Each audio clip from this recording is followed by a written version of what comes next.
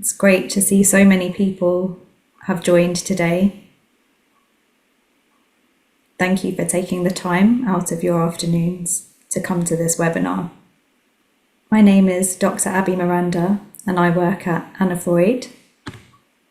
Today we're here to learn from a report by the National Child Mortality Database, learning from deaths of children with a learning disability and autistic children.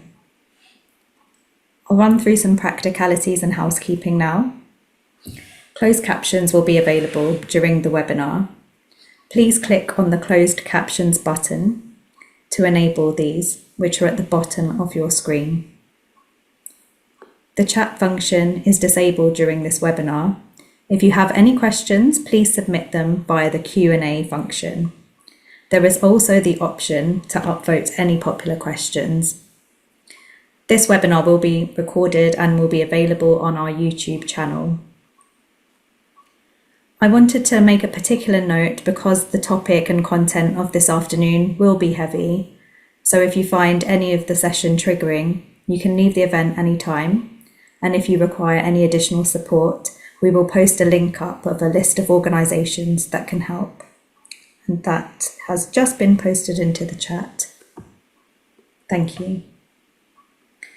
I wanted to say a little bit about the content of this webinar as well. So while we are talking about learning disability and autism, we understand that different people have different preferences in terms of the terminology used, and we aim to be inclusive. However, we do acknowledge that we're not going to be able to say the preferred terms that everyone would like us to say. But if there's any feedback you'd like to give us, please do get in touch with us. Another point I wanted to make is that in this webinar, we'll cover the intersectional ways in which learning disability and autism impacts different communities, and we'll aim to unpack some of that data a little bit more. We're joined by 3 speakers today, and I would like to firstly introduce Patricia Auburn-Stanley to talk about her son, Sammy. So I'll welcome Patricia to the webinar now. Yes, I'd like to introduce you to my beautiful son, Sammy, and I've made a recording of what and how he died and what led up to his death, which I hope can show how, how hard it is to A, deal with that, and B, why that should not have happened. So I'll hand over to the recording now. Hi, Mummy. I just wanted to ask you how you were getting on, and if it's alright to go. I hope you've had a nice time with them, and done lots of things. I really hope you have. And make sure you get a good rest tonight. Bye. Love you.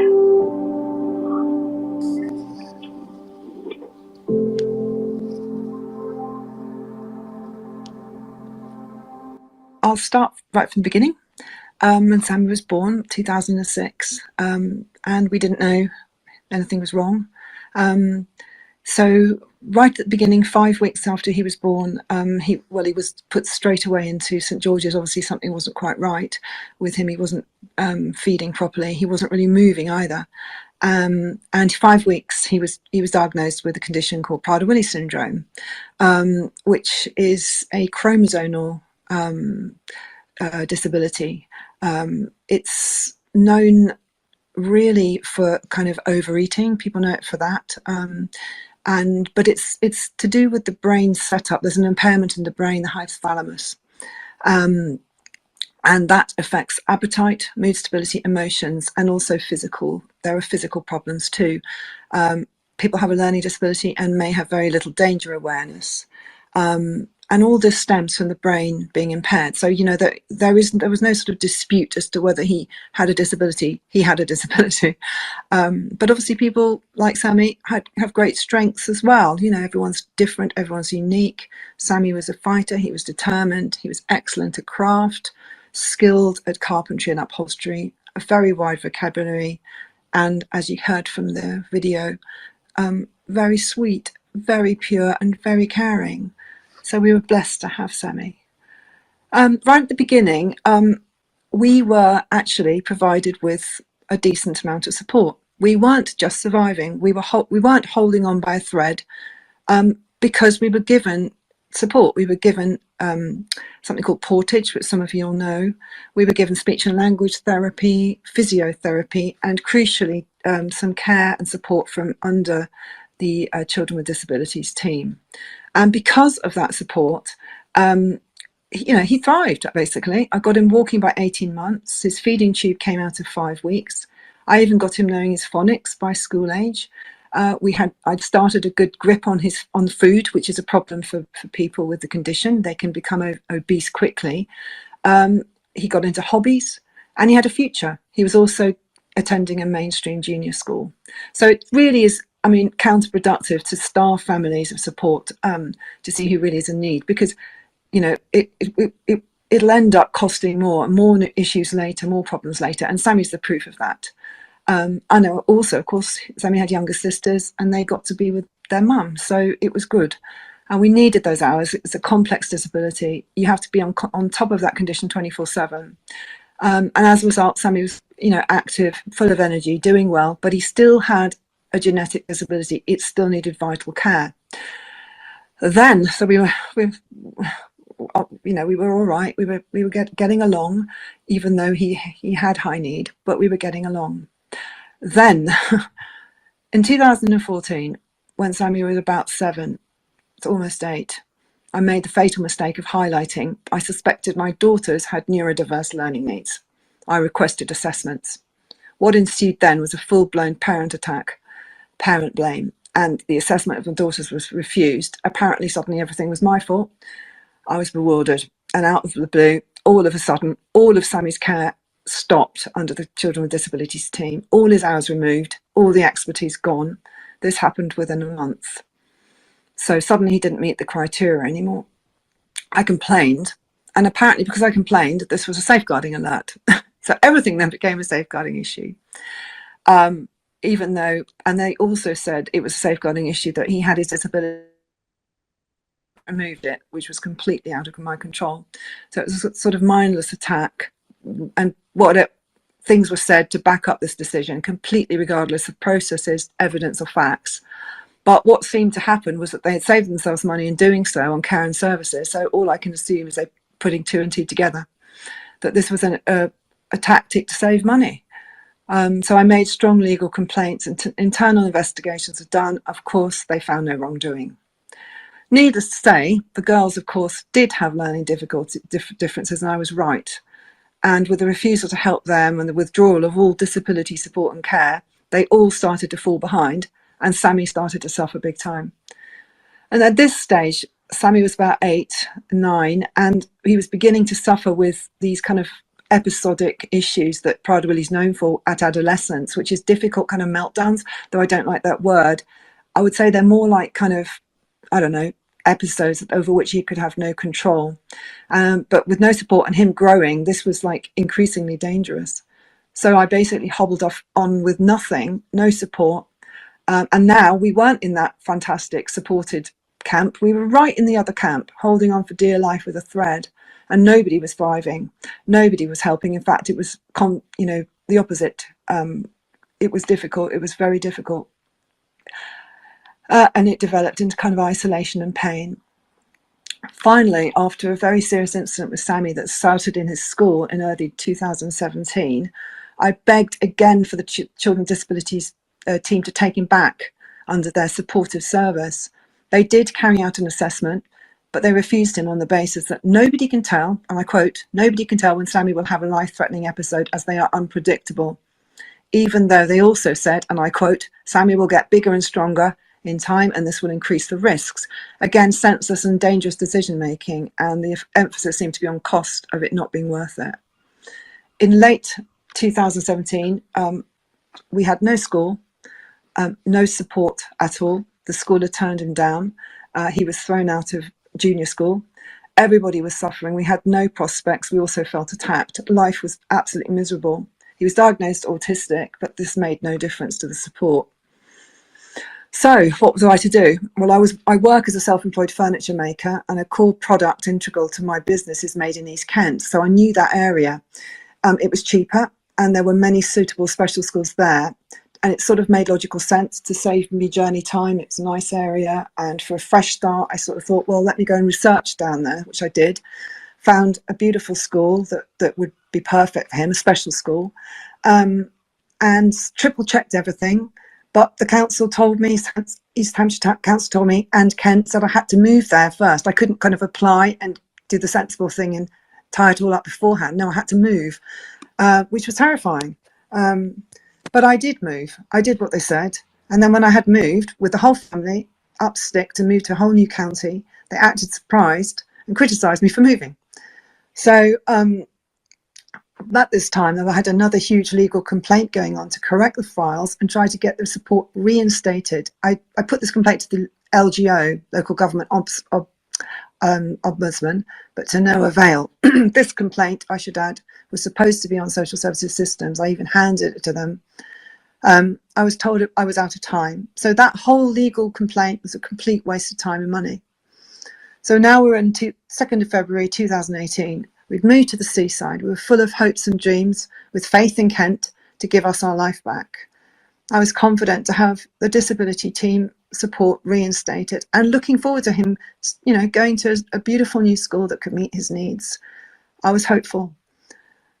So how wrong I was. I mean, this is where the inquest kind of was able to go back to, actually. So it was 40 pages of me speaking on my witness statement, but obviously I'm going to summarise this to show you what happened as we moved down to Kent.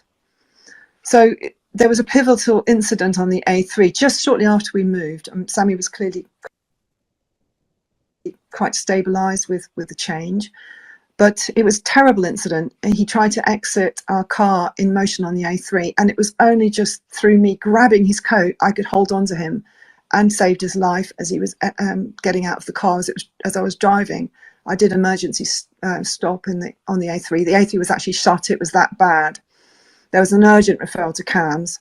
And, because of this life-threatening incident, I pleaded for support. I thought, well, the cavalry will come now.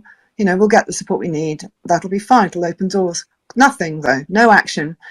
In fact, the Children with Disabilities team turned him down in Kent as well, saying they would follow suit from East Hampshire. They refused to assess him. They also told me once again I should not have moved and there was no school place.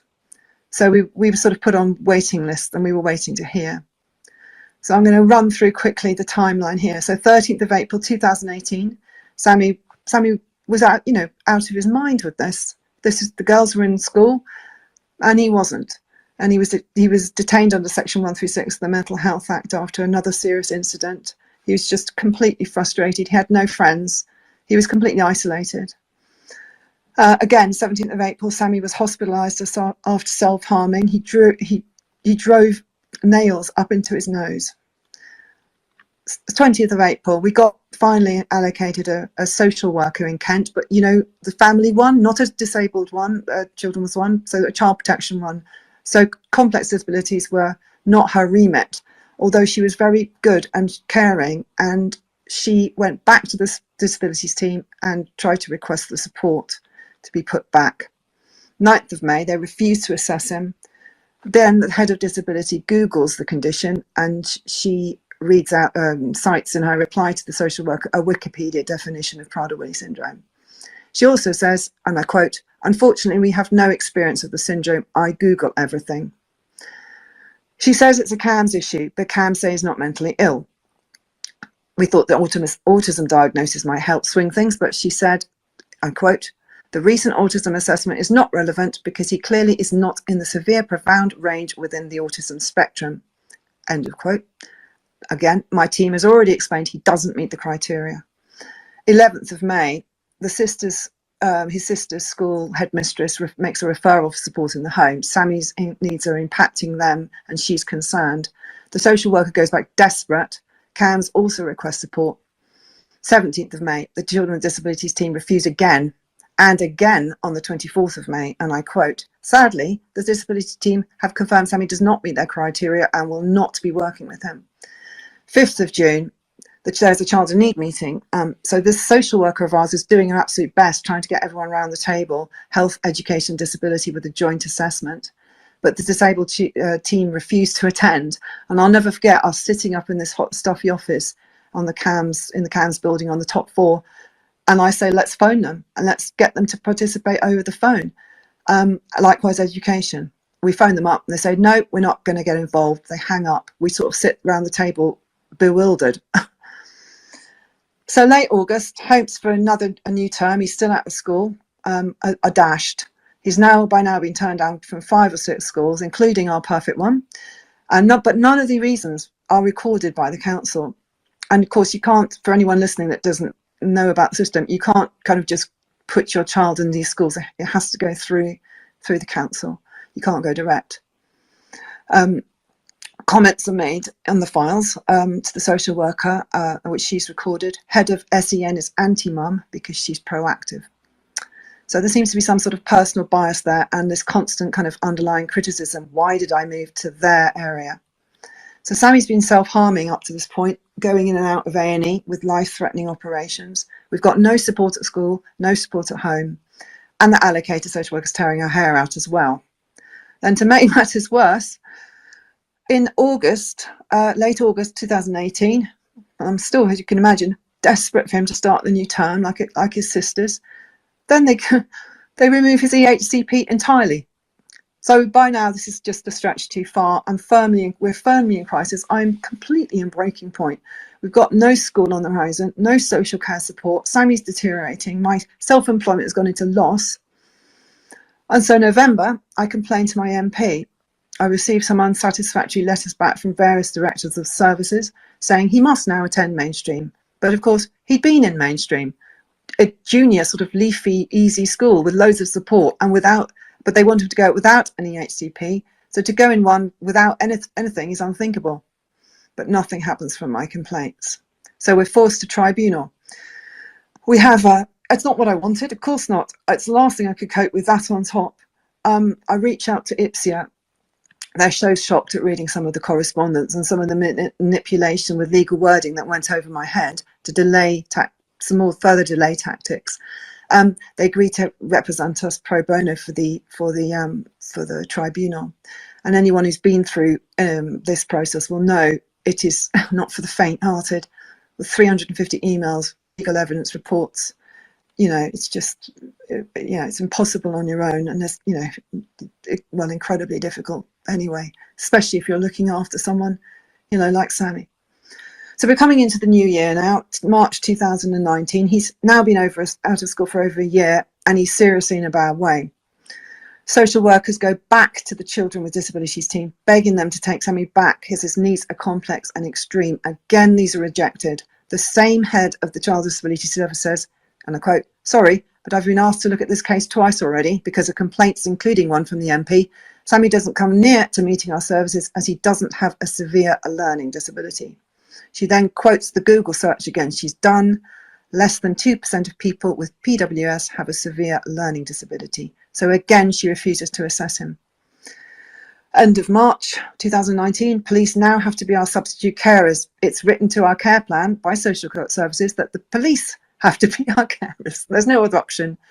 And they're attending regularly. They are also extremely concerned and write child protection referrals for support. These are also ignored. 14th of March 2019, at the 11th hour, Sammy is accepted into Laleham Gap, finally, the school who could have supported him all that year he deteriorated. So we were pleased, absolutely over the moon, of course. But he still had Prader-Willi syndrome. He still needed the support of social care support at home. Of course, his disability didn't stop at school. April 2019, Sammy's back in A&E again, sectioned under the Mental Health Act and taken overnight to a 136 suite. During all this time, I should add that Sammy is rated as low risk by CAMS due to me being the protective factor. So we have a new social worker now. She pushes the panel for support. She's again rejected, and they say to her, "When will this ever end?" But she writes, "I am significantly concerned around the ongoing care options. His needs are significant, but still no support." But this social worker is really tenacious. She goes over the heads of the directors and back to panel saying we must have urgent wraparound care. They refused, but grudgingly agreed to a couple of hours of after school only. So it's nothing like what we asked. Weekdays only, masses of provisos. It's temporary, not weekends or holidays, and it must follow a joint assessment with the Children with Disabilities team, which of course doesn't happen. So nothing happened. So by November 2019, there's 2 serious incidents at school where Sammy ends up swallowing needles. Both of these, he's blue lighted by ambulance up to a specialist London hospital to have these surgically removed. So these aren't small incidents, you know, these are life-threatening incidents. Still, we have no supportive social care. And of course, all the practicalities of this are impossible to manage.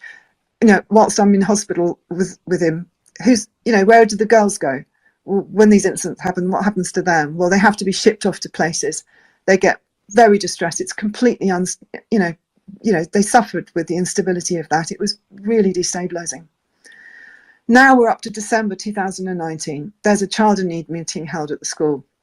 The school, because they've seen it with their own eyes over the past few months, and they are the best place to deal with Sammy, but they say urgent help is needed in the home. It must come to the family under the disabilities team. So not just them who are writing, the GP writes a second time that Sammy has a disability. He must be supported. We owe this family the care and support they need.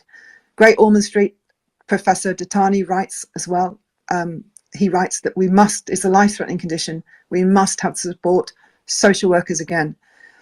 Our requests fall back with the same disability manager. I quote, Sammy can't access our service because he doesn't have a severe learning disability. She refuses to assess him. She then ironically goes on to say that the onset of puberty will mean a big increase in problem behaviours and reduces his future life to one of incarceration. She says most PWS people end up in closed residential care. What a depressing prognosis for my beautiful, bright young Sammy. And how short-sighted for his potential, because if he was supported with all those fantastic skills of his, he could have gone on to do all sorts of things. And also the point, of course, is if his needs are so great, how come he doesn't meet the criteria? If he has to be sort of locked up in care, how come he doesn't meet the criteria for help? It just makes no sense. December 2019, again, the school plead for support in the family home. Now, you have to bear in mind, at school, he has a 3-to-1 when is needed. At home, it's me on my own. I'm expected to deal with this on my own. So, it's, again, completely illogical and terribly dangerous. End of January 2020, finally, these 10 hours a week of care is provided, but it's only after school with all the provisos they'd had. And they're told it's inadequate. We needed wraparound care. In the morning, after school, we need wraparound care. So we're in total crisis. Every single person is aware of the risks to life, and not to mention all the emails I've sent over and over and over again. All the texts, everything's documented. But they've put out one final thing here. We're expected to jump through another hoop. We're told the next process for us to get any more care is to engage with something called a family group conference, which some listeners may know of, which I was completely horrified. It's another delay tactic. I felt a complete waste of time. We were in crisis. This meeting was an attempt to get family to sign up for care, a kind of way to pass the buck. And they were served sandwiches at this meeting, and it felt like some sort of, weird kind of, drinks party or something. It was the most strangest experience I think I've had up to that point. And we all said, the family did a joint statement, the family aren't local. Those, I don't have parents alive. I mean, they're not local. And they're not professional carers. They said they'll do what they can, but they live hours away, and it's local. It falls down to a local authority to provide this support, this professional support. They also disputed the risk rating of 6. They said it was a 10. We all agreed it was a 10. We couldn't understand why they marked it as low as 6. Concerns are documented during that meeting that support does need reassessing, but this doesn't happen. Now, March 2020, you'll probably recall, this is the beginning of the pandemic. School again write to social services saying how concerned they are for Sammy's safety without adequate support at home. And I quote, I think it would be wise to consider ASAP what social care support could be given to the family to support Sammy's challenging needs. The school also write that, what is to happen to him, during COVID? He needs to have protection. Again, the consultant writes, mother needs extra support. The condition is life-threatening. There's some discussion about something called a CETR, which is a mechanism to stop children going into hospital. And there is actually an emergency CETR they could have put in place, but they didn't. 18th of March 2020, there's a note on the file by the current social worker. Mum has asked for more support, but the social worker feels this will not be increased even if she takes it to panel. Then Sammy's put on the red rag list by CAMHS, but still no extra support in the home. Motions are put in place to initiate the CETR. 26th of March 2020, lockdown has begun. Sammy receives a shielding letter and can't go to school. I spoke to the social worker for 20 minutes, and I know exactly where I was. I was begging for support. I was pleading for him because I was frightened with this cliff at the end of our road. I was standing by the railings there, looking at Sammy, who was out of earshot, going up and down the pavement on his scooter, up and down the promenade on his scooter. I'll never forget looking at him, how vulnerable he was, how sweet he looked, going up and down on that scooter in the hot sun. There were 3 further incidents I reported requiring police assistance. And now, of course, Sammy was at home 24/7 and still no upping in any of the hours. 17th of April 2020, we had a Zoom child in need meeting. I and both the schools, because both schools were so concerned, they were on that meeting and they pleaded for support in the home. The social worker said, it's unlikely, but she'll try and go back to panel. 22nd of April, there's a note on the file. Sammy is RAG rated amber due to concerns mum is at breaking point and needs additional support. Now, this is the same day that Sammy slipped out of the house first thing in the morning, climbed the railings and fell, suffering horrendous injuries that no mother should ever see. A cardiac arrest happened. He was resuscitated at the bottom and he ended up being helicoptered to a London hospital, dying 4 days later in my arms. So my heart stopped beating that day, the 26th of April 2020. But none of this needed to happen. It was needless death and it was criminal. Sammy could still be here, sharing his beautiful soul. Patricia, thank you so much for that incredibly moving presentation and for describing your beautiful son and your incredibly frustrating experiences trying to advocate for the care that he needed. But I really appreciate you taking the time to recount that so that we can do better for children like Sammy, so that his death was not in vain. So I really wanted to thank you from the bottom of my heart for sharing your story. I'm going to hand over now to Vicky, who's going to talk about the latest National Child Mortality Database report, so we can consider some actions that came out of this and connect it immediately with Patricia's story and how we can do better. Thank you. Thank you, Abby. And I also want to thank Patricia. That was a really moving tribute to Sammy, but also just really highlights where we need to improve. And some of what Patricia's talked about came out in this report that we published back in July. So my name's Vicky Sleep. I'm the Deputy Director of the National Child Mortality Database. We published this report about learning from deaths of children with a learning disability and autistic children. I just want to acknowledge, really, first of all, that a lot of people were involved in helping to write this report. So Patricia, and there were 1 or 2 other families who shared their stories in this report, child death overview panels, and the Learning Disability and Autism Programme at NHS England, the Disabled Children's Partnership, the National Autistic Society, the Royal College of GPs, the British Association of Social Workers, and the Child Safeguarding Practice Review Panel. They're just a few of the people who helped us to put this report together.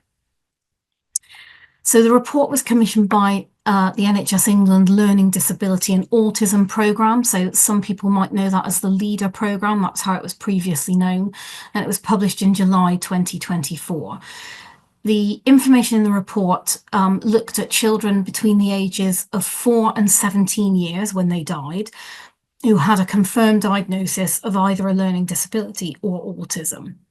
And we looked at a 3-year period, so that was the 1st of April 2019 to the 31st of March 2022, and we just included children that had been reviewed by a child death overview panel before that date in November. And that was because it's at the child death review meeting that panel conducts that the full data set and the very comprehensive information of the child death review is included. And then we split the report into 2 sections. So the first section looks at children with a learning disability or children with a learning disability and autism that died. And the second section looks at autistic children who died with no learning disability. So overall then, how many autistic children and children with a learning disability died in this period? So the total was 818 children who either had a learning disability or autism died in that 3-year period that we looked at. And you can see from the Venn diagram there how that breaks down. So there were 669 children with a learning disability, and 72 of those also were autistic, and then there were 77 children who were autistic that didn't have a learning disability. So what do we know then about children with a learning disability who died? How do the deaths of children with a learning disability compare with child deaths overall? So you can see here that in that 3-year period, there were 2,423 child deaths that occurred. So that just gives you a little bit of context about the sort of proportion then of those 2,423 children that had a learning disability. So it was 741 in total that had a learning disability, and then 72 in that little green box there, or little green circle there, that that were autistic and also had a learning disability. So essentially that's 3 out of 10. 3 out of every 10 children who died had a diagnosed learning disability. And so the deaths across that 3-year period that we included in the report represent about 0.3% of all 4 to 17-year-olds with a learning disability in England. So that means that most children with a learning disability don't die.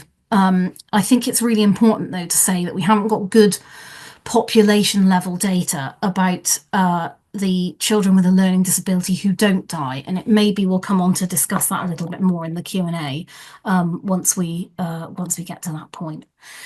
So how old were the children with a learning disability that died? So of each 10 children with a learning disability, 6 were over the age of 10 when they died, and so there were 298 deaths in total of children aged 4 to 9 years, 260 deaths of 10 to 14-year-olds, and 183 deaths of 15 to 17-year-olds. In terms of the whether they were boys or girls, the children with a learning disability that died, more boys than girls, as you can see in the image here. So about 60% were boys and 40%, or just over 40%, were girls. We also looked at the ethnic group of children with a learning disability who died, and this was quite a sort of challenge to look at. So of all the children with a learning disability who died, where we had their ethnicity recorded, so that was a slightly lower number, 62% were from a white ethnic background, 25% were of Asian or Asian British ethnicity, 7% were of Black or Black British ethnicity, 4% were of mixed ethnicity, and 2% were from other ethnic backgrounds. Now, I mentioned previously about limitations, so there's no national data available on the number of children with a learning disability broken down by their ethnic group, but the profile of deaths by ethnic groups that we saw appears to be different than what we see in the overall population.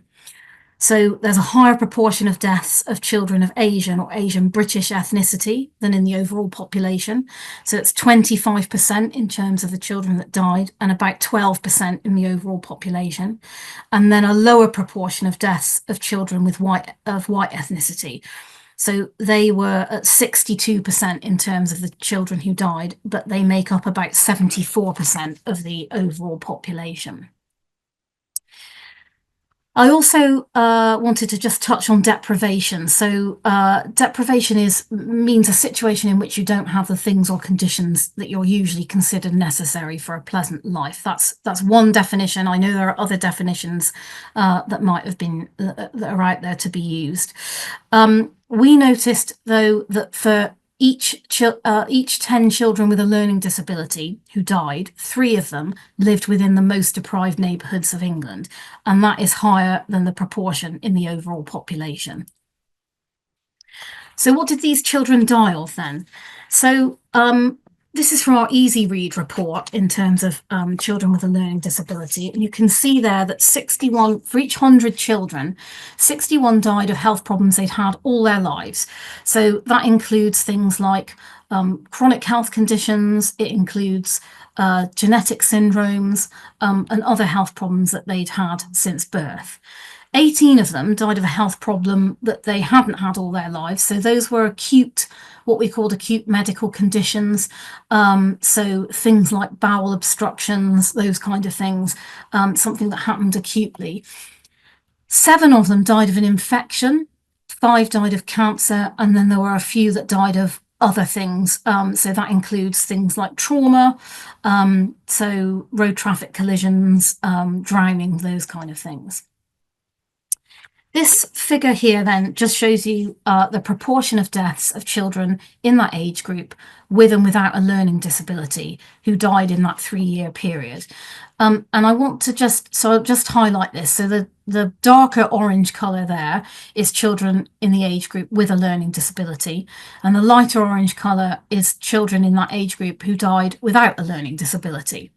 And down the left-hand side there, you can see the list of categories of death. So child death overview panels are required to assign a category of death for every child that dies. And so you can see there that the most common category of death for children and young people with a learning disability was chromosomal, genetic and congenital anomalies, followed by chronic medical conditions, acute medical conditions, infection, malignancy, and then those ones further on down are less frequent. But you can see that in terms of deaths of children in the same age group without a learning disability, the profile there is quite different. What was then not very good for children with a learning disability? So one of the things that came out of this piece of research or piece of analysis was that children with a learning disability had to go to lots of appointments in lots of places, and it was really hard for them to go to all of them. We've heard a little bit from Patricia in Sammy's case about just how difficult and complicated all of these things are. Often it's only family members who have an oversight of all of these things. So these children, they had to go to lots of appointments, and that meant that sometimes some of those appointments were missed. So the families told us that they found it hard to get to appointments because they were in lots of different places. So sometimes they were on opposite sides of town and it was difficult to get to them. Sometimes they had other children to look after, and sometimes they thought that some of the appointments were unnecessary or too frequent. They said that they found it hard to keep track of all the appointments, and they didn't know what to do if they had lots of appointments that were on the same day. So they didn't receive any help in terms of how to prioritise these appointments. And this was just exacerbated really during the COVID-19 pandemic, because it meant it was even harder to get help, and they were worried about coming to appointments, especially if their child was shielding or in a high-risk group. And again, we heard that from Patricia in terms of Sammy's experience. We also found that they were waiting too long to get treated. So for 1 in every 10 children with a learning disability who died, we identified that there was an issue with either starting treatment or identifying that the child was ill. So recognition of a child who might be deteriorating with who has a learning disability was particularly challenging, and that was felt to be partly because the child's response to illness might not be typical. Failure to recognise signs of infection or that the child was unwell resulted in delays in starting treatment. And then there were also instances recorded where children were distressed, possibly because of the environment or the nature of the assessment or procedure. So that presented a specific challenge for healthcare professionals. And in some instances, that meant that treatments were delayed or not carried out in the standard way. So that added an additional sort of layer of complexity in terms of achieving a diagnosis. So what did we learn then about deaths of children with a learning disability? I've written some learning points here that we go into in a bit more detail in the report itself, and I'm going to talk through them briefly. So the first one's about being on the GP Learning Disability Register and receiving an annual learning disability health check, which is available for children of 14 years and over. So we did see some children who weren't on the register, they weren't receiving health checks, and that meant there was a missed opportunity to spot developing health problems and ensure a timely referral to services. There was also quite a lot around the importance of early and comprehensive advanced care planning. So for children who need an advanced care plan, they weren't always shared with everyone who needed to see them. They weren't always regularly reviewed to check if anything had changed. And then the lead healthcare professional, the third point there, it is extremely important that all children with a learning disability have a lead healthcare professional who can support and guide them and help to coordinate care and be an advocate for them when needed. And the last one there is about transition for children who are moving between paediatric and adult services. And we know this is an area of particular vulnerability for children and young people. And the children that we looked at in this report also experienced that. So it was highlighting the need to start conversations about moving from paediatric to adult services early, to consider the timing of transfer, and particularly in cases where the child might have an advanced care plan.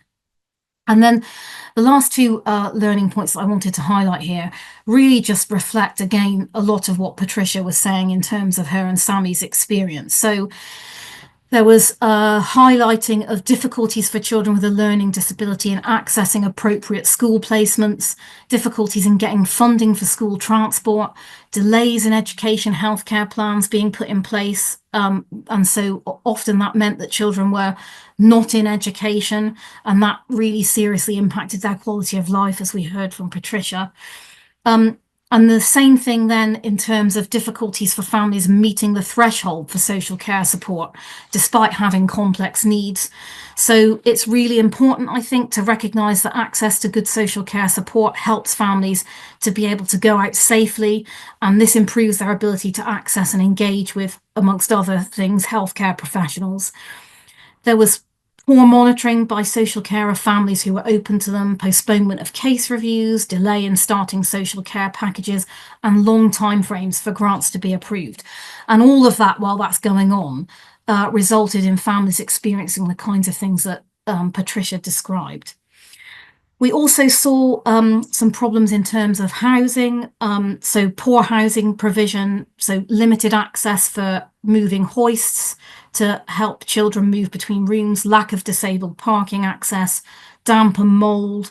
All of these had a hugely detrimental effect on the well-being of these children and created enormous additional stress for families. And this is really important. So this is another mother who contributed to our report. And this is what she wanted professionals to know after her child died. She said she wanted professionals to consider the timing of communication to families by services who need to come and pick up medical equipment. And so that you avoid significant anniversaries or days that are important to the family. She also wanted professionals to know that if someone is going to come and retrieve that medical equipment, that they should be made aware of the circumstances and the reason the equipment is no longer needed. That was really important. Then the next point she wanted to make was about memory boxes. So these are given to families when they leave hospital. And her suggestion here, which I think is really important, was to consider keeping information about support organisations separate from the memory box itself. So some families, it will be very difficult for them to open up a memory box. And if the support information is inside the box, it might not be seen at an early stage. She also wanted to highlight the importance of the key worker role in the child death review process. So that is a role that's been in the guidance since 2018 that is there to signpost and help support families, and also about the importance of open and early conversations about organ and tissue donation for families. So we made some recommendations here. I'm not going to go through them in too much detail because I'm aware we're a little bit short of time and we've got other presentations to hear, but you can look at those in the report itself, and they are around the learning points and things that we've identified. What do we know then about autistic children who died? So again, I'll show you this graph. So this shows you the 2,423 total child deaths in that time period, along with the smaller purple circle that shows the 77 autistic children as a proportion of that. So there are around 150,000 autistic children aged 4 to 17 years in England, and that's based on the latest estimates. So deaths across that period represent approximately 0.05% of all autistic children in England. So again, very small numbers, not that that means that these deaths aren't important or we shouldn't learn from them. So how old were the autistic children who died? So again, there were 43 autistic children who died between the ages of 15 and 17, 20 who died between the ages of 10 and 14, and 14 who died between the ages of 4 and 9 years old. So again, for the children in the 15 to 17-year-old age group, that represents about 5% of all children who died in that age group, about 3% of the children who died in the 10 to 14-year age group, and about 2% of all the children who died in the 4 to 9-year age group. Again, there's a predominance of boys in terms of the autistic children who died. We know that in the general population, the split between boys and girls is roughly equal, but there were approximately 4 times as many autistic boys identified in the population than girls. And so similarly for the autistic children who died, there were over 4 times as many boys as girls, but both of those are features, so both the likely to be impacted by diagnostic challenges, as boys are more likely to receive a diagnosis of autism than girls are. We also looked at the ethnicity of the autistic children who died, and again, as I mentioned with the learning disability, the children with a learning disability, there is no national data available on the number of autistic children by their ethnic group. But we thought that the profile of deaths also appeared to be different in the autistic group than it was in as it was in the learning disability group. So there is a higher proportion of deaths of autistic children of white ethnicity at 84% than in the overall population, where it's around about 74%, and a lower proportion of deaths of autistic children from Asian, Black, mixed or other ethnicities. So that was about 16%, and they represent about 26% in the overall population. We think that autism identification appears to be lower in minority ethnic groups relative to the majority population. We didn't, I will also say, notice any association between number of deaths and the levels of deprivation for autistic children. So what are autistic children dying from then? And they also died of lots of different things. Very sadly, the most commonly recorded category of death for children in this group was suicide or deliberate self-inflicted harm, followed by cancer. And I'm going to come on in the next slide to say a little bit more about the group who died by suicide. But you can see there in the dark purple colour the deaths of autistic children aged 4 to 17 years, and then the deaths of 4 to 17-year-olds without autism in the lighter colour. And you can see just how significant that bar is for the deaths of autistic children by suicide. So I'll just say a little bit more about that in my next slide. So 35% of the 77 autistic children who died were categorised as dying due to suicide or deliberate self-inflicted harm. And that was higher than the proportion who are categorised as that for the non-autistic children. It's worth me just being clear that that group is labelled as suicide or deliberate self-inflicted harm quite deliberately. So it includes deaths due to suicide and also deaths as a result of self-inflicted injury where the intention of the child may not have been to take their own life. And we did do a piece of work while we were writing this report to just look at how we matched with what the coroners had said in those cases. So of the 27 autistic children in this group, 22, so there's 27 that died by suicide or deliberate self-inflicted harm. 22 were categorised by both CDOP and the coroner as having been due to suicide, and the remaining 5 were categorised by CDOP as self-inflicted injury, and so those were the same 5 children that the coroner returned a verdict other than suicide. So there was 100% agreement between CDOPs and coroners in that. And we have got, I've just put a link there to our previous thematic report on suicide in children and young people, which helped to identify the importance of recognising challenges for autistic children. So what did we learn from the deaths of autistic children then? So poor coordination and communication between organisations was highlighted. So you can see some examples there of failure to involve families in care planning, poor monitoring of prescribed medication, lack of allocation of a care coordinator, and silo working. The information sharing between agencies was also highlighted as a key area for improvement, and that related particularly to the content of medical reports attached to EHCPs and mental health referrals.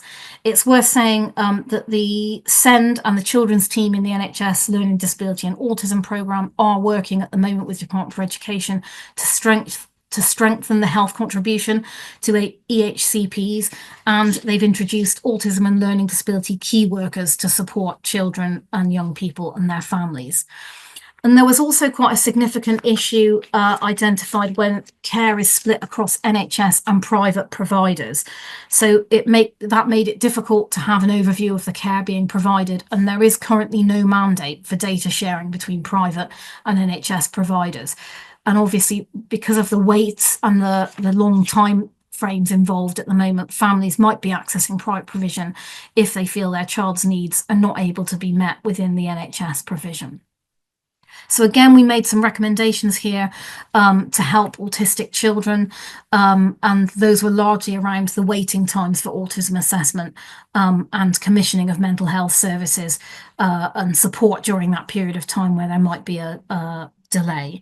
The last one there I just wanted to mention, this was a recommendation we made to the Department for Education to review the relationship, sex and health education guidance to include appropriate education on self-harm and suicide prevention for all children. We recognise that should be age appropriate and accessible by all children, especially those who are or who might be autistic or neurodivergent, and noting that children might not be diagnosed by the time of the education offer being presented to them. That is the end of my slides, Abby, so I'll stop sharing and you can hand over to Georgia. Thank you very much, Vicky, for that informative presentation. I can see that we've got some questions coming through, and we'll have some question and answer time after Georgia's presentation.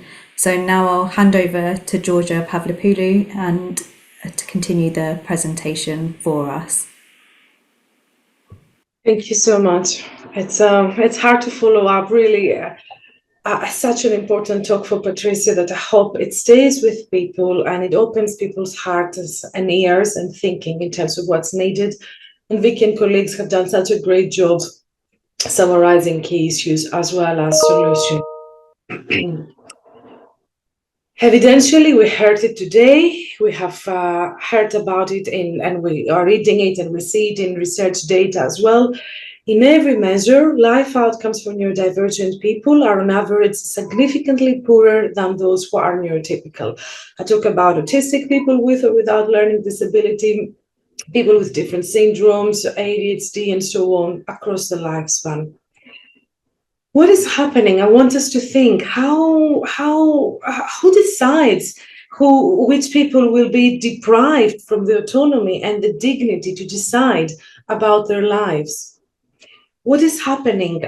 What's the narrative that is driving policies and decisions, and who's holding the neuronormative meter to say how much or little need someone needs depending on how much or little disabled they are.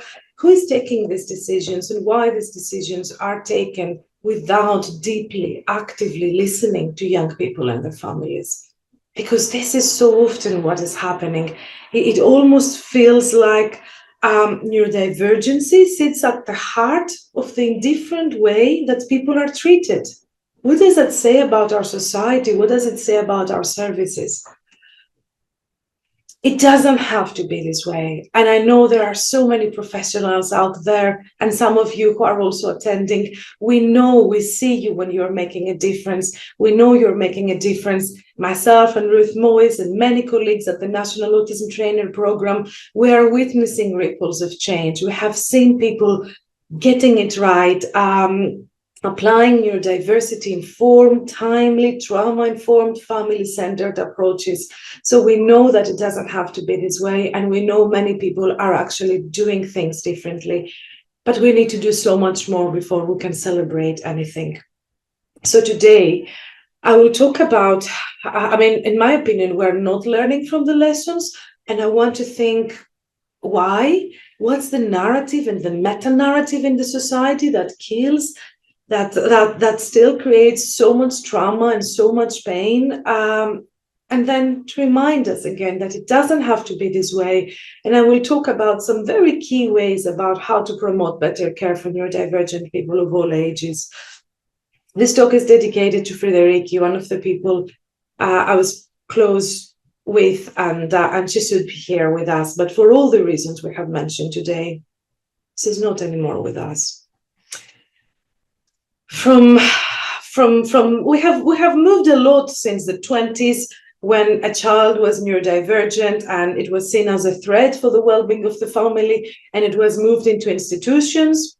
And mothers were blamed as refrigerator mothers and so on. We're not there anymore, right? However, these narratives about neurodisorder, about deficit, are deeply, deeply inflicted upon us. There's a photo from 1982 that shocked the society about how people with learning disabilities were treated. And a photo on the other side of my slide, which is only from last week, I believe, a few days ago, from that horrific footage from that school, where we see people isolated, secluded, restrained, and so on in their school.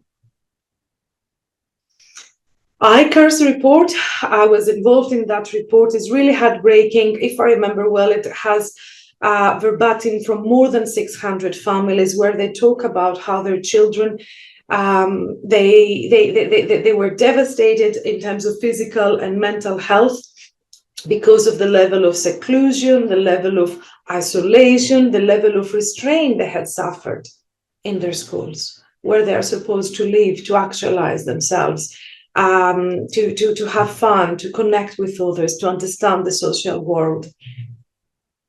What is it? What drives this zero tolerance policies? What justifies this level of violence, of social violence to these people? In terms of health inequalities, again, the World Health Organization in 2022 spoke about health inequalities leading to early death to people with disabilities. Mostly because there's nothing in the genes, there's nothing there's nothing in autism that kills people other than many co-occurring conditions that can be underdiagnosed and undertreated, mostly due to staff negative attitudes, hard to reach services, inaccessible information, inaccessible services, and so on. The Ledger report has showed some kind of improvement in terms of the median age of death for people with a learning disability. It has increased slightly. There is some reduction on the deaths that are avoidable and premature, but still there are so much more compared to the average population. And there has been an increase on the avoidable deaths linked to cancers. Thinking about cancer, I'm thinking of the work we do with Cristina Malamateño and other colleagues at UCL Anna Freud with these colleagues at City, looking at all the kind of inappropriate adjustments or no adjustments at all that are offered to young people with or without a learning disability who are autistic. We have been told in our research papers that people find it very difficult. They don't have an advanced communication. They don't have a waiting room. They don't know what to expect. There is inadequate pre-scan preparation, insufficient adjustments during the actual MRI scan, an overwhelming sensory environment with no consideration on how to ameliorate, how to create a low arousal, a structured approach to these medical appointments, and lots of anxiety stemming from all these uncertainties that are related to the procedure. Many devastating stories. Ella, she lost fully her sight after banging herself in frustration. So many, if you like it, meltdowns, so many situations where autistic people with and without a learning disability, neurodivergent people have to show their distress, their behaviors of distress in order to be heard, in order to be listened. And even then they might not get reasonable adjustments. And so many accidents happen during these times of very big distress, because people are in very chaotic, unsafe, unstructured, high arousal environments that don't make sense, with lots of sensory and social input that is not helping them. We heard from Patricia. I've nothing to add other than, unfortunately, there are so many young people lost. Young people are dying despite coroner warnings over care in many different areas across the UK. Connor, another story again of a young person. Treatment delays, neglect, abuse, mother blaming. Unfortunately, all of these stories are really, really common to those who have lost someone under those circumstances, or those who are giving a battle to keep their beloved people alive.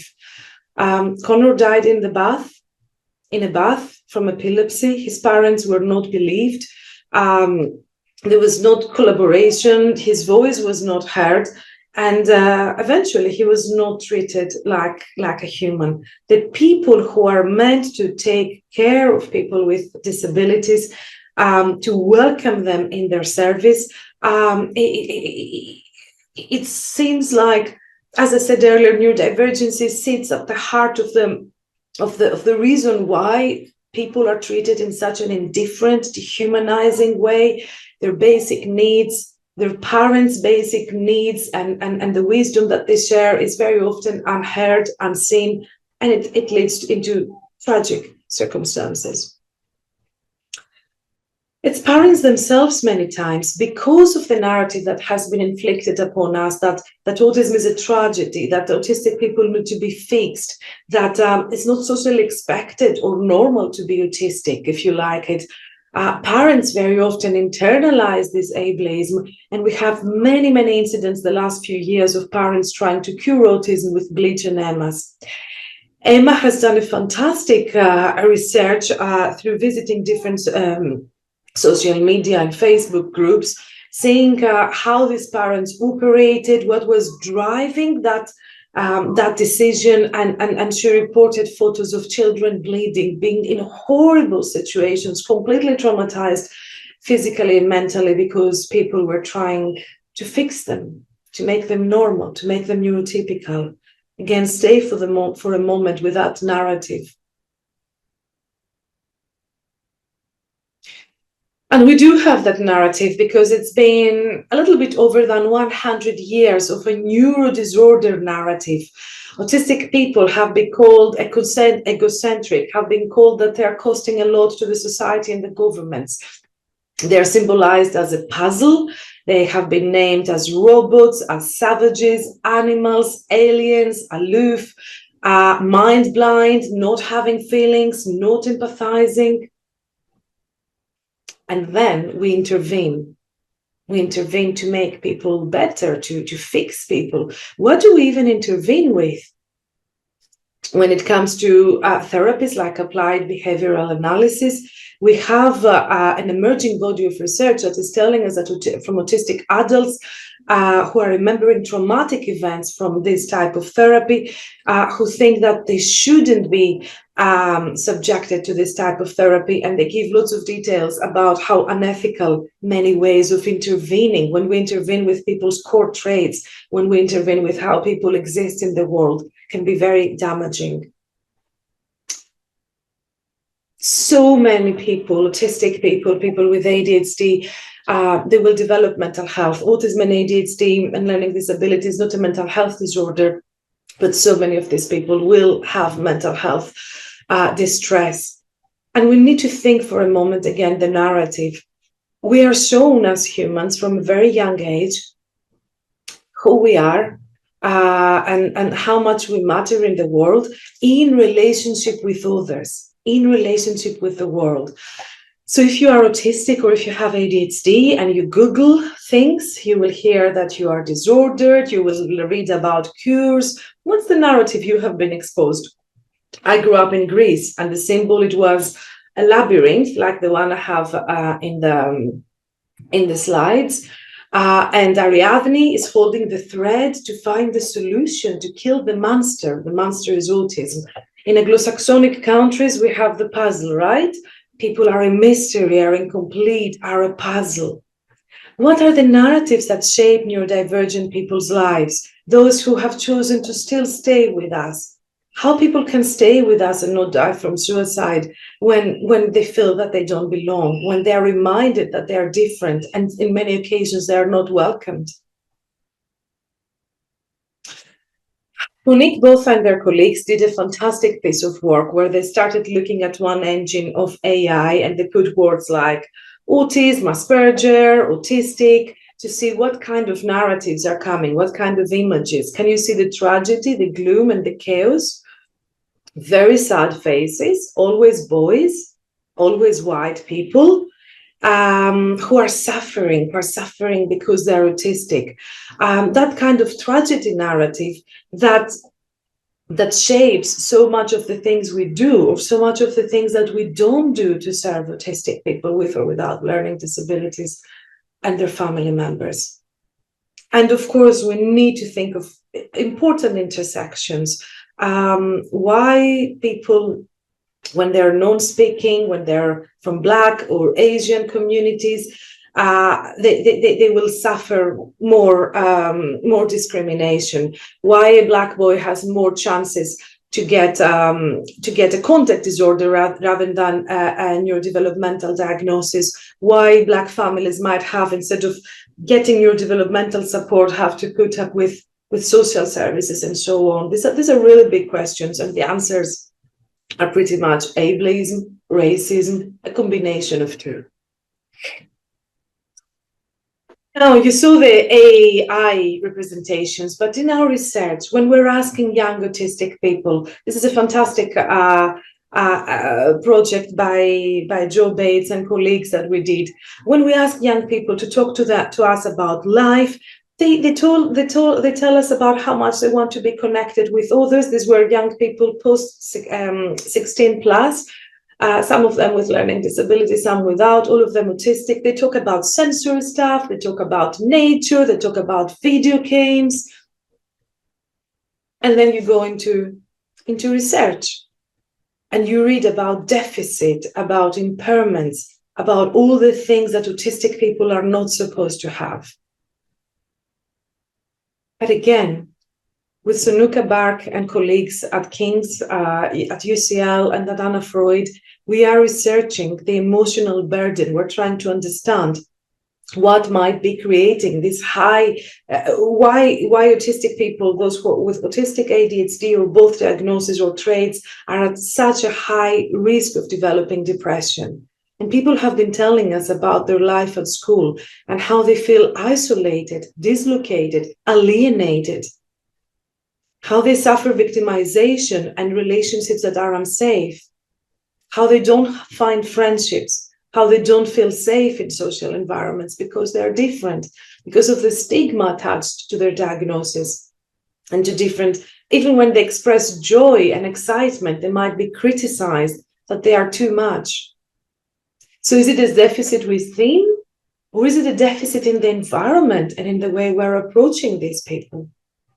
And again, in the same project at the Restart Research, so many people, students from the age of 11 to 16, in the interviews we ran, they talked to us about the fact that they're not allowing themselves to be themselves, and that is having then a Coca-Cola effect of becoming very angry, very isolated, very lonely, and it could make them very, very sad and depressed because they feel that they cannot be themselves. So the devastating burnout and masking effect. Then in another project with Amy Pearson and colleagues, I will let you read that quote. Again, neurodivergent students, if they're lucky enough to attend school, they are telling us about how difficult it is to navigate that space. But I need to remind you, it doesn't have to be this way. And we do have good examples across the country. And these young people themselves, they very often know what they need. It's a case of making sure everybody listens to them, not just that one LSA or one teacher who gets them. We ask autistic adults about the relationships that they love and the relationships that they missed during pandemic and post-pandemic, and they talk about how much they want to love their friends and express their feelings and belong, but how often this is not actualized because of stigma. There is that element of dehumanization, of medicalizing neurodivergences. And when we medicalize humans, then we don't see humans as humans. We see them broken, we see them as fixed, we need them, we see them as less. The medical pathology model has trained the eyes of the teachers, of the health, the mental health, the social care professionals to view neurodivergent people through the lens of abnormality. And this has led to the development of a vast number of interventions that promote normalization as the logical and desired outcome, or it almost justifies the high level of suicidality, right? Because they struggle, but they shouldn't be. It shouldn't be this way. Autistic people with or without disabilities, learning disabilities, can live happy and healthy lives. So what do we learn, and will we ever learn? What is the narrative? What is the stories in our service that we're saying to ourselves about those deaths? How limited is our understanding of what it means to be human? How much or little do we accept humans who have a very different way to express themselves, who see themselves differently, who self-actualize differently? Do we respect it? Do we see it? Do we facilitate it? What about the post-lockdown? I think it was the COVID, the whole situation with COVID shed light into the massive inequalities in our society. What about the post-lockdown necropolitics that question the existence of disabled people? You know, that kind of question, that disability costs too much, and effectively government can control how some can live and how some can die. Doesn't have to be this way, and we don't need to stick, for many ethical as well as scientific reasons, to the neurodisorder narrative. So Nuka Bark has written a fantastic editorial on the different reasons, mostly scientific reasons, beyond the ideological stuff, on how shifting paradigms can improve translational science. So it's a really good paper in case you want to read. I will talk about not the scientific reasons that Edmund puts on the paper, but I will emphasize on the cultural critique here to the neurodisorder narrative. All these deaths, to my understanding, they're explaining, and they're justified by that ecology of stigma. Human lives are dehumanized. Autistic people are identified as people that are disordered, that are less. A neurodisorder narrative is limiting our appreciation towards the human being. It's emphasizing the negatives. It doesn't balance the narrative. It doesn't talk about strengths. It alienates and legitimizes the personal experience of people. I'm the expert. I'm Dr. blah, blah, blah. I know. I will tell you if you need my service or not. I will tell you when to access the service. I will tell you how much or little this or that. And we're missing the voice of parents, the voice of young people themselves. And your disorder paradigm stigmatizes and creates further prejudice, discrimination, and victimization. And that lack of belonging, which along with insomnia are on the top 2 reasons why people don't stay with us. It removes agency. People are working on the family, on the autistic person rather than with the autistic person. So a cultural shift can help us to accept the neurobiological reality of neurological differences, as well as the many co-occurring at times conditions that can coexist. And it's important to see that not as complex, but as the reality that we can unpack together with families and young people. It does reject the concept of disorder, as well as the concept of superpower. And it does emphasize the impact of environment on, if you like it, if you think of mental health, of the emotional lives of autistic people, of those with ADHD, recognizing the emotional burden that is more intense and more frequent for neurodivergent people. Again, the Restart team with Sonuka Bark and other colleagues, we have been working on testing that hypothesis of emotional burden and what puts at such a high risk people into depression, neurodivergent people. And of course, we know depression has lethal consequences. A neurodiversity-informed approach promotes dignity, self-determination, and solidarity, looks to accommodate the divergences in the school environment, in the community, and so on. And it privileges the personal experience. It privileges what people are telling us. We see people as experts of their own lives. And understanding the voice and treating people as human beings who know what they need, who know what works and doesn't work for them, then that is helping us to limit suffering, to limit their stress responses, to create environments that are caring and responsive. I'll give you the example again from that piece of work we do at Restart for autistic and ADHD people very often. If we move from a neurodisorder narrative, assuming that they have issues with amygdala, with different parts of the brain, and that makes them more dysregulated, and that dysregulation makes you depressed, there are alternative ways of thinking. We ought to think about the numerous intense and longer lasting upsetting experiences that neurodivergent people are experiencing, and the challenging encounters at home, at school, in their communities, the challenging settings that very often don't accept them. And that leads to chronic stress, to low self-worth, to rumination, which can lead to depression. And the more depressed you are, the more isolated you will be, the more irritable you will be, the less satisfaction you will have, the more stress responses you will have pretty much to everything. And this is when you might have reduced support exactly at the moment that you need it. And this is when it becomes very difficult to self-regulate, to respond to others, to respond to help. But it doesn't have to be this way. And this is when, instead of fixing people and addressing autism and ADHD from a neurodiversity-informed perspective, is the time to increase support, to increase the support encounters, to adapt settings, and to train people into approaches that are creative and person-centered and humane in terms of managing emotion. So with our research team at Anna Freud, with our colleagues at King's and UCL and Cardiff, we're taking this adventure in paradigm flipping. And I want you perhaps to think, what does it mean for you in your practice? Not to be necessarily neurodiversity affirming, because for many people, particularly for teenagers, being different is not okay. And many people might not find affirmation and want to give affirmation to these parts that they might struggle with. But everybody benefits from a neurodiversity-informed approach.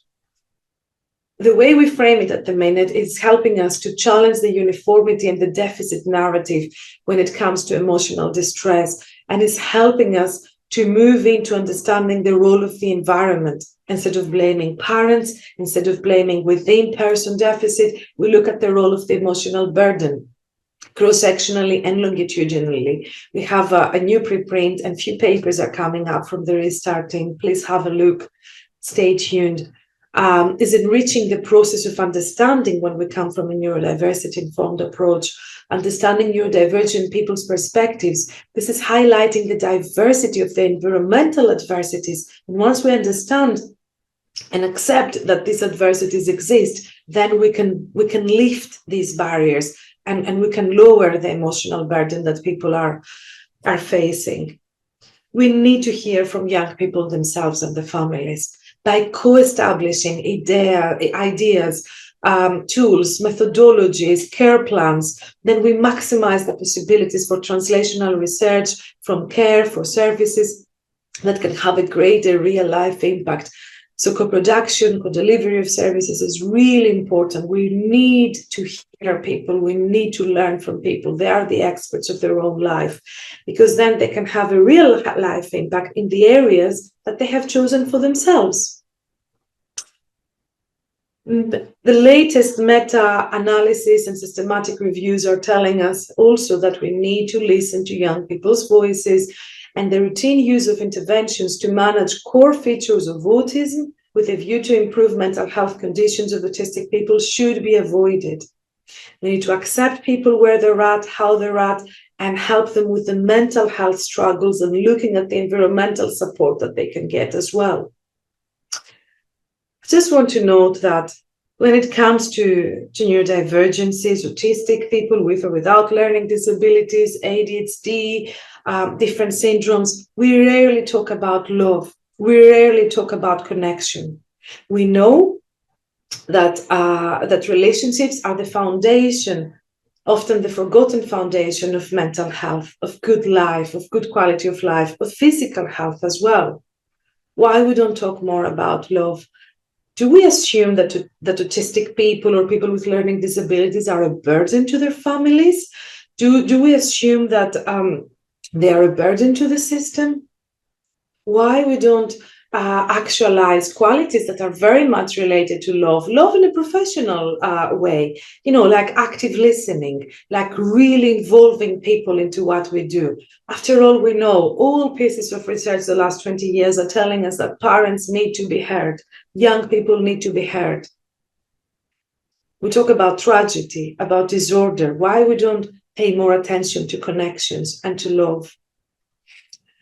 I will share a video that summarizes one of our latest papers and is also one of the key approaches at the National Autism Trainer Program that runs by Anna Freud in partnership with our autism colleagues. An experience-sensitive approach, and you will watch this video made by fantastic autistic colleagues, co-produced and co-delivered to give you an idea of some of the key dimensions and what do we even mean about centering our work around the life world of the people we work with. An experience-sensitive approach. Adopting an experience-sensitive approach draws on a life-world model with the aim of humanising care and interactions with those requiring support. Medical models based on behavioural approaches aren't working for autistic people who have poorer mental health outcomes than non-autistic people. Current approaches to treatment fail to address the significance of external causes of distress and tend to pathologise and misunderstand the autistic person's experience. An experience-sensitive approach changes the lens of support to one of connection, compassion, curiosity, and acceptance. Insiderness. At the centre of this approach is valuing the subjective experience of the autistic person, recognising that they have a personal worldview that carries a sense of how things are for them.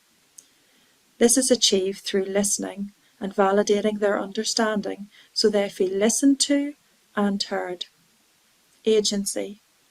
Being human is being able to make choices and to be generally held accountable for one's actions. Promoting agency and autonomy within therapy means creating and utilising a collaborative decision-making process through the relationship to co-create individualised support and therapy plans. This may include having open conversations about their reports of previous interactions with professionals and reports of distress or pain they have experienced within the mental health services. Uniqueness. Each person's uniqueness is a product of their relationships and their context. Treating everyone as part of a group with established norms for therapy erodes this sense of uniqueness. Facilitating an understanding of a person's uniqueness supports self-knowledge and self-understanding. Curiosity and conversations around relationships to others and being in community with others may give greater insight into any experiences of isolation, stigmatization, and/or harm. To emphasize togetherness, therapists should provide connections to safe sources of support regarding the person's neurodivergence, culture, sexuality, or gender. Difficulties in relationships due to the double empathy problem, where both parties struggle to understand the other person's perspective, requires work from both sides and can only be achieved through a safe and containing environment. Sense-making. Making sense of life experiences can be explored within the safe therapeutic relationship. Therapists may offer creative, adapted visual approaches to explore and help the autistic person make sense of the past to form a coherent understanding or narrative for their experiences. This can then easily lead to a discussion of the therapeutic plan and rationale so that the autistic young person understands their situation and options. A personal journey. How and who we are needs to be understood in the context of the past, present, and future. A person's journey is a whole story and not a snapshot taken by a professional. To emphasize a personal journey, a therapist should validate the young person's hopes for their future within and beyond therapy. They may provide relevant information and thoughtful support for transitions between services, learning from the young person's accounts of poor care in the past. A sense of place. To feel at home is to feel welcome, safe, and connected. Young autistic people may experience a sense of dislocation when placed in an unfamiliar, unknown culture where the space, policies, or conventions do not reflect the young person's identity or needs. To emphasize a sense of place and inclusion, the therapist should attempt to dismantle any barriers to accessing support, working with culturally sensitive and gender-affirming practices to ensure a welcome for all. The therapist's role includes providing information in the person's chosen language, visual information in advance, confidentiality, privacy, and sensory and social comfort in waiting rooms and clinical spaces. Embodiment. Embodiment of neuroaffirmative practice views well-being as a positive quality while acknowledging struggles. The therapist will take a stance of valuing competence and explore disability and autistic ways of being without defaulting to a deficit narrative. Ways of doing this might include using the spoon theory for well-being, valuing non-verbal communication, and supporting self-advocacy. Togetherness. These ideas from an experience-sensitive approach encourage a sense of togetherness with the therapist and client working together to create a safe place that can foster and contain worries and joys.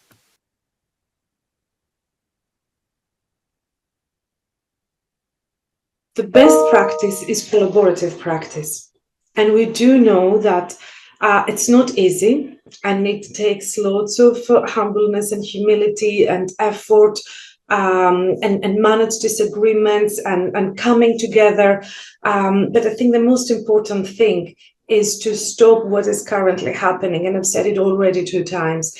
We need to manage these biases. We need to flip that narrative. We need to rewrite the narrative that wants neurodivergent people to be treated in such indifferent ways as well as their family members. Allyship and respect really matters. We might not always have the answers. We might not really know always what to do with XYZ family. But an active, consistent, and arduous practice of unlearning, relearning, evaluating, in which a person of privilege, the therapist, the service, the teacher is operating in solidarity with the mother, with the sibling, with the young person themselves, really matters. So take a moment to think of how can you support autistic people with or without intellectual disabilities to feel safe, to suppress less their true self, to mask less, to be a little bit less harsh with themselves and to live their best and authentic lives, long, healthier, happier lives. We do know that across the country at the minute, there is lots of good practice happening. There are really good people across the country who do fantastic things. National Autism Trainer Program, Autism Central, Oliver McGann, all of these programs are trying hard. And we do know about the National Autism Trainer Program a lot, because we're also checking with people, meeting one-to-one with them, support them to take the learning from the curriculum into their everyday practice. And if you need some glimpse of hope and real change and ripples of real change, please do read our impact case studies to get ideas on how you can make adaptations and work with rather than on or for autistic people and their families. We want young people to be with us, to be here, to feel they belong. We want young people to work as co-researchers, as peer workers, as colleagues with us, to support us to get it right. Thank you so much for today. Thank you for your attention to this. Thank you so much, Georgia, for a really interesting talk. And I can see lots of that resonated with people. Comments about hearing things like mother blaming being difficult for people to hear, people having the stories resonate, comments about from an autistic person thinking about double empathy and some of the topics that you covered in your presentation and the video around how therapists can be better equipped to support autistic people. So lots, I think, of learning to share and take back into practice. I'd just like to close up this webinar by thanking everyone who spoke today and all of you who joined us. So thank you to Patricia, Vicky and Georgia. Thank you all for joining us. Your time here is so valuable and I hope you feel like you've learned something, and we'd be really appreciative if you could fill in our post-event feedback form, because we do look at them and we do use it to improve our webinars and our events that we put on. So with that, I'd like to say thank you, and I hope you have some self-care because it has been a heavy topic, and have a lovely rest of the afternoon, everyone. Thank you so much, and please check out the NCMD report too.